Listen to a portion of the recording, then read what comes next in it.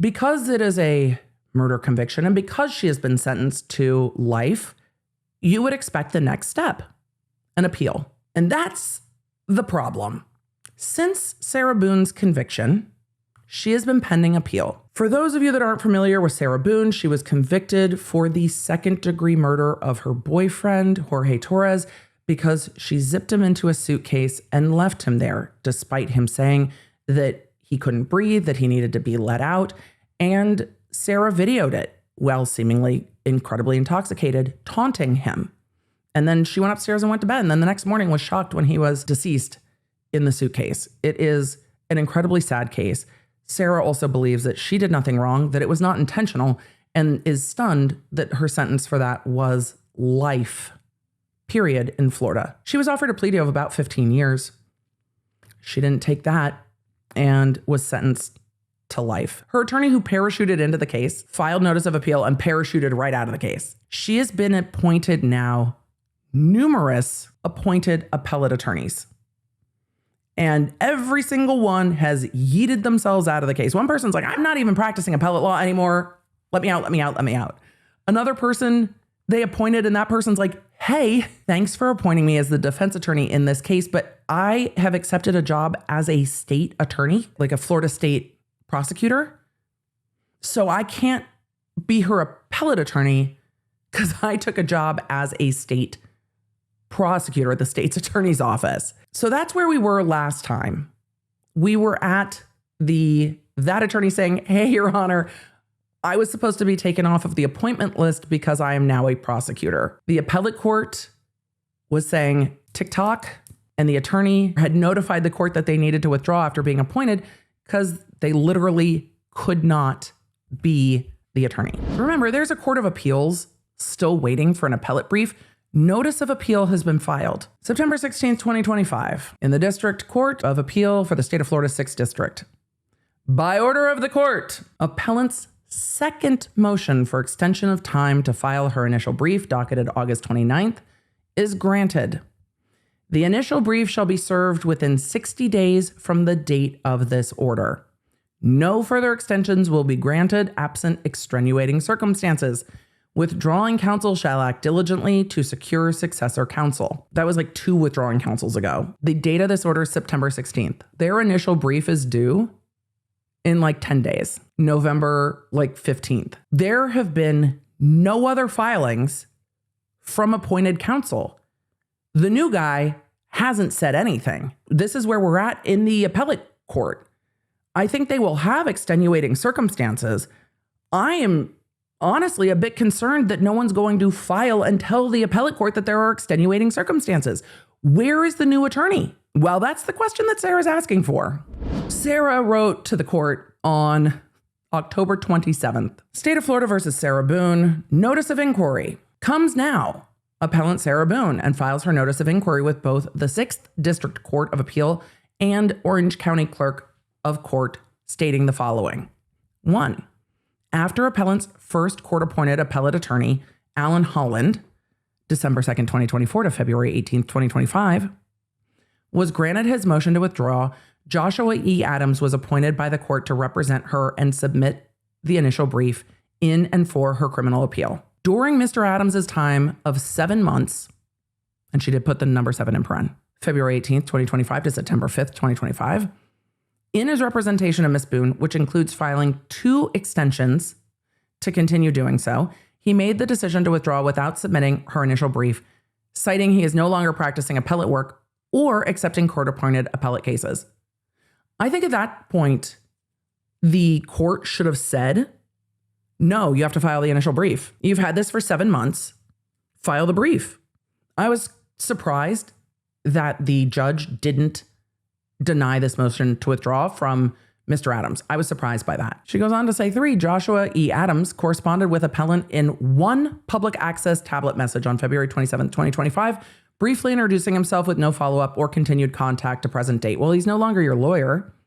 And remember, in her last letter about this, she said that her friends were calling his office all the time and he was not answering them either. 4, as of the date of this filing, appellant has no understanding of whom her present appellate attorney is, the current status of her appeal, nor the preparation of her initial brief as a result of no communication or inclusion from any party, including both the 6th District Court of Appeal and or the Orange County Clerk of Court. I understand that she's frustrated. I would be frustrated.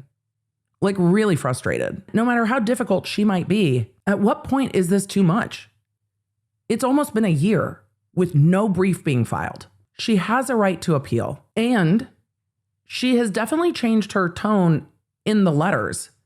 I think this is a reasonable request from her. I will say, if a deadline is missed because of the attorneys, the appellate court is not going to forestall her from ever appealing. It would violate her rights. We have a new filing on the docket. This is from today at 1:30 p.m. Amended order appointing counsel. The court, upon review of the court file in the instant cause, hereby finds as follows. 1. The court appointed David Maldonado, JD, not ESQ, to represent the defendant appellant Sarah Boone in this cause for purposes of her appeal on September 12, 2025. A certified conflict arose that would have prevented the regional counsel's office from representing the appellant pursuant to section 27.40 of the Florida statutes.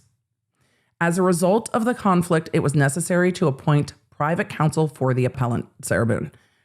Wherefore, it is ordered as follows. The court's prior order appointing counsel dated September 12th, 2025 is amended to reflect a certified conflict arose that would have prevented the regional counsel's office from representing the appellant in this cause, therefore necessitating the appointment of David Maldonado, JD, as counsel for the appellant. This court reserves jurisdiction for the entirety of such future orders as may be necessary. Done and ordered. Oh, interesting. There was an issue, it seems, with the way that the court ordered it, because the regional counsel's office is who you would generally appoint to represent the appellant. That entire office is like, we can't appoint someone for our office, but I bet the court had to make findings before funds would be released for private counsel to take the case. This is a funding issue. So that David Maldonado is like, hey, and this is speculation, you appointed me, but I can't take the appointment if they're not going to release funds, and they're not going to release funds unless you find a conflict. So it seems like a month went by without anything happening until Sarah was like, excuse me, is this thing on? I think this just boils down to red tape, because private counsel needs to be appointed, but private counsel needs to be paid by the state or the county, and they're not going to be paid unless there's an appropriate order. So this is an amended order so that private counsel can be paid to represent Sarah Boone. So it's not the lawyer's fault. It's not Sarah Boone's fault. If anybody, really, it's the court for not writing an order that said that there was a conflict. And I wonder if and why Maldonado didn't just bring it to the court's attention sooner. Sarah's letter was docketed on October 30th. November 4th, this got handled. I wonder what would have happened if she hadn't written it in. So we're not going to see an appellate filing for Sarah Boone until the middle of next year. They might say 60 days. I imagine the new attorney is going to ask for more to review the record. The last attorney had almost 7 months to review the record and was like, I need more time to review the record. And there's a lot of record with all the letters Sarah Boone wrote. He's got to read all of the letters Sarah Boone wrote. And it's not just reading the trial transcript. It's going back and reading the transcript of every court hearing that predated it, because some of the court orders that they might appeal happened before trial. And they are going to appeal partly on the ground that Sarah Boone for a period was forced to represent herself.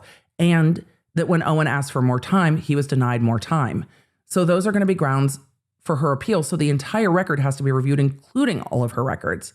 That is going to take time. So I imagine we're not going to see an appeal filed in this case until March, maybe 2026. Maybe now Sarah Boone will have her attorney, but she wrote a respectful inquiry and it got handled pretty quickly. So somehow this fell through the cracks. And Sarah Boone has to be like, why is it always me? But for the appellate work, they don't need to have a lot of interaction with her. She's going to want them to have more interaction with her. I imagine that they will keep their interaction to writing and be like, hey, I am reviewing the record. It is going to take me this long to review the record. During that time, I am reviewing the record. And then I'm going to work on your brief. I will let you know when the brief is filed. That's really it. Because there's no input Sarah can give. It has to be on the record. They just need to keep her in the loop.